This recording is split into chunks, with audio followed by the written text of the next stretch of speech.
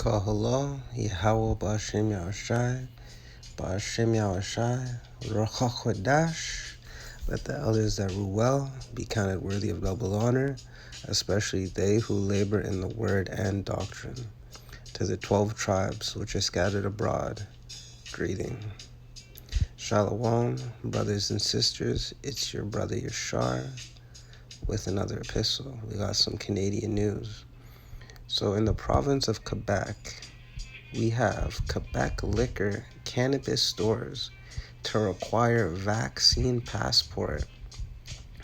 New edict is expected to apply to customers, but not employees at the province's SAQ and SDQC outlets. Alright, I'm not sure what the S means, but alcohol, Quebec for probably the A and the Q, and then for the SDQC is probably drugs, Quebec, I don't know. Alright, so this is a picture of a lineup on March 23rd, 2020. Alright, these are just the many people waiting for the liquor store to open. No doubt there's Jake in that crowd. The Legault government is poised to make vaccine passports mandatory for those who wish to shop at the liquor stores of Société d'Alcools du Québec. Oh, okay, so SAC, and the sales outlet of Société Québécoise de Cannabis, SQDC. The Journal de Montreal reported on Tuesday. I do not want to see this nigga move his mouth. Citing anonymous government sources, the report says a decision on barring unvaccinated Quebecers from the province's liquor and cannabis monopolies will be made this week and comes as caseloads continue to soar and public pressure increases on the government to crack down on those who continue to refuse to be against the virus. The logistics of such a policy, how and where the passport will be scanned once the customer is inside a liquor or cannabis store, have yet to be finalized. However, the report says that while customers will have to present proof of vaccination, no such requirement will be imposed on the employees serving them. At the moment, vaccine passports are mandatory to access concert halls, bars, restaurants, casinos, convention centers, religious venues, and sporting events. All right, wow. And you already know that this is just a test to see if these people respond the way Esau Edom, which is the so-called white man, want them to respond. You already know it's going to be moved province-wide. But of course, start with Quebec, because Quebec is, how do I put this? It's not really its own country, but it's like they have their own little set ways. It's quite odd if you think about it. Let's read some of the comments, if they'll load. Okay, it doesn't look like they're going to load, but at least I made an attempt. So let's get the scripts then. So this is Proverbs chapter 29, verse 2. When the righteous are in authority, the people rejoice. I mean, that's pretty straightforward, but I'll just give an example. That's how you know that the righteous are not in authority, because I don't see nobody rejoicing except for the elect. Why? Because we know that Yahushai, HaMashiach, is making his triumphs to return. And it's expected, and it's going to happen, and our salvation is nearer than when we believed. But that's a spiritual thing. On the outward appearance, we're not really rejoicing either, because guess what? What is there to rejoice about? Everything's polluted. Micah 2 and 10. Like, we're in the lowest estate as a nation. Majority of our people are going to be destroyed. Majority of our people don't even know, or if they do know, they don't even acknowledge the divine power of Yahweh or Yahushai. And this place is just disgusting. Here we go. But when the wicked beareth rule, the people mourn. Everyone's mourning, man. So that's how you know the wicked beareth rule on some Job 9:24 type tip. People are mourning and not just, weeping like that. I'm talking about just in the lowest, depressed, most disgusting state. So how does this relate to the article? Now, they're ostracizing people that don't have the vaccination. And a lot of the people that don't have the vaccination, they turn to liquor and marijuana because they don't have the power and grace of Yahweh Shai to turn to. All right. Now let's loop it in with Proverbs chapter 31 verse 6.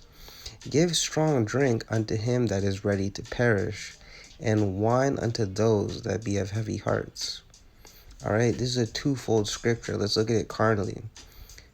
I mean, you're feeling like shit, and you take a couple shots of some primo rum or vodka or whiskey or scotch, whatever you're into, and you drink, you're not gonna, that's why you see a lot of homeless people, they be all hopped up on drugs or alcohol. You see this a lot with GAD, they'll be hopped up on alcohol because they're ready to perish, man.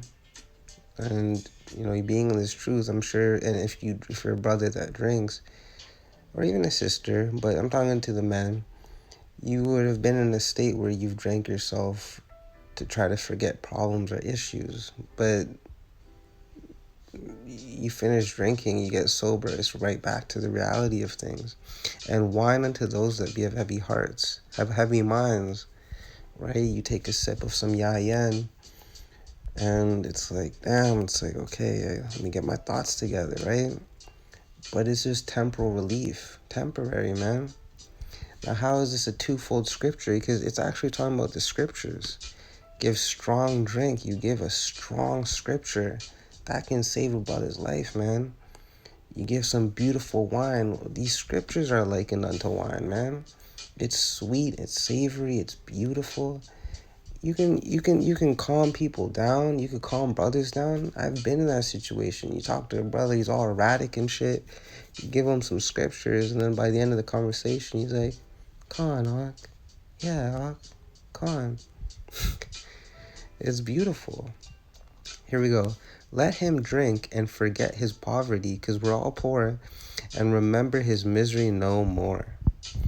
All right, Esau Edom knows this, and this is just another one of their crazy-ass, mad scientist experiments to see how the people are going to react, how these cattle are going to react, these useless eaters. Now, is it possible to have some elect in Quebec? It is possible, because it says in Luke 1:37, for anything is possible with the Lord. Extremely, it could be for nothing is impossible for the Lord, or it's one of the two, but the point of the matter is, Yahweh Shai could do anything at any time. Okay, so could he have elect in Quebec waiting? Yeah, he could. Now, if you happen to be the elect and this touches your ears, well, homeboy, or even homegirl, you're going to have to go without drinking liquor. Hey, I'm doing it. You know what I'm saying? It's entirely possible. But you're going to have to find a way to get some wine if we're to celebrate another Pesach, and you're at that spiritual level where you're able to celebrate the Pesach. But of course, the Lord will make a way. He always does, man. All right, so that's the least of your concerns. It says in Scripture, worry not about the things of tomorrow, because today has enough evils in itself, roughly paraphrasing. Not to mention, the Lord takes care of the birds. How much more his men and women? Right? But from a perspective of just these common people, right? The plebs, I guess, this is going to lead to a lot of crazy shit, because a lot of people are addicted to alcohol. Alcoholism is at a high time right now. And I'm going to be following this like a motherfucker. I'm going to be following this like the way Tom and Jerry be chasing after each other. Like, like, yo, like, this is absolutely crazy, and it's happening in one of the provinces of Canada, so you know that this test is going to reach the other provinces, but they like to start with the one where they have the most power and then weed their way over to the other provinces, and then before you know it, because it's all leading up to the RFID microchip anyways, man.